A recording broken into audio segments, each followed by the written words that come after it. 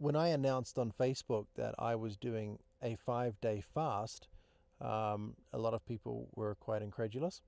And then we planned the second 5 day fast a couple of weeks in advance and told everybody. And we got about 20 people that said they were going to do it. I think there's 10 to 12 people that are actually doing it with me right now. We are on the fourth day of a 5 day fast. I'll be having my first meal Saturday morning. And the benefits of fasting are widely known, I think, I hope. Um, it takes about 3 days for your body to get truly into ketosis, which means that you're now really burning fat for energy, and also to get into autophagy, which is when your body is using your weakened and old cells for a fuel source. So it actually, your immune system begins attacking your old cells. We can use that word attack.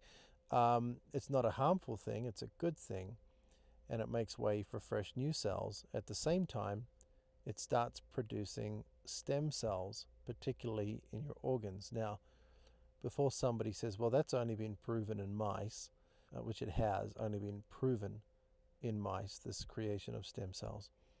It's expected by all the researchers that have looked at this, and including those on the study that used mice, that it will do the same thing in humans as well. I guess it's hard to find a human participant that is prepared to go without food for 5 days. And we're doing 5 full days, so last meal happens on Sunday night. Next meal happens following Saturday morning. That's technically a little bit more than 5 days, 5.25 days perhaps. And that makes it really thorough. It's really good to be able to put your body into a fasting state for that period of time. Now, all these great benefits, as I said, start around the third day. So that's not when you want to stop. You want to keep going. You want to do at least 48 hours in that state. And so I feel great right now. I take my normal morning wake up supplements, including B12, which really helps.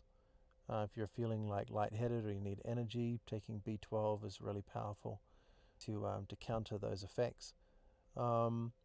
Your bowel movements are going to be interesting over that period, and what I found is that they are dramatically improved after fasting.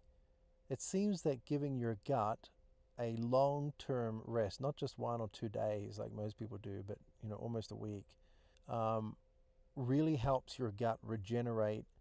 Because when I start to eat again after fasting, I mean, you can tell that you are digesting things much better than you were before.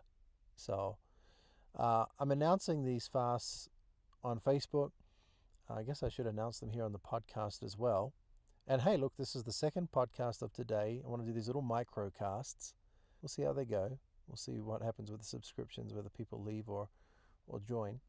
But anyway, we're going to post the fasting on Facebook, and I hope you'll join me at least sometime. I personally am going to do this 5 day fast every single month.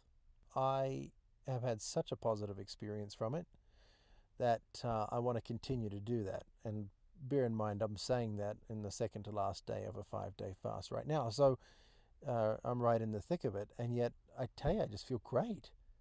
And you can feel the body is doing things. You can feel the body kind of behaving and internally doing things that you're not used to. I pay a lot of attention to the body. I think it's important to really be present, be aware of what your body is doing. But I'm seeing the benefits of this, and I think that I would encourage you to do it as well. And you think, oh, I could never do 5 days. Just join us and see how much you can do. It's okay if you do 2 or 3 days, and maybe you'll be able to do an extra day next time. But I think the benefits of fasting are so obvious that why not? Why not do it? So join us next time. I will announce it on Facebook, and we will schedule it. We'll probably schedule it pretty soon, actually. And hopefully we'll get more than 10 or 12 people doing it with us. We'll get maybe 100 or 200. Let's see. I don't know. Maybe we could start a worldwide trend and get everybody fasting for 5 days a month. You don't have to fast for 5 days a month. I'm really, really fanatical about my own health and longevity. So for me, it's a serious thing. And, you know, calorie restricted diets, as I've talked about in times gone by, um, really are very beneficial to the longevity of the organism. People that eat a lot live a shorter period of time than people that have had periods of starvation um, in their lives. So it's kind of interesting, isn't it? So anyway, I think it's great. I would like you to join me. Please consider it. It's only for your benefit, not mine. And if you think you need to talk to a medical person before you start it, I think that's wise. Go ahead and do that. But for most healthy people, fasting should not be a problem. Most people these days can put in a quick call to their doctor or an email. So you might want to consider doing that if you just want to double check on that. But very few people die from not eating for 5 days. You're still keeping totally hydrated.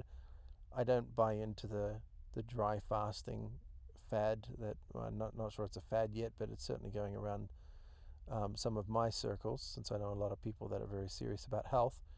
Would not recommend doing dry fasting, which is fasting without any fluid intake. Yeah, don't think that's very wise. If you want renal failure, hey, go ahead. Seriously, it's not a good thing to do. But 5 days on water, and I do suggest for people that want to push through and are finding that they're struggling, get a tablespoon of butter, no more than twice a day.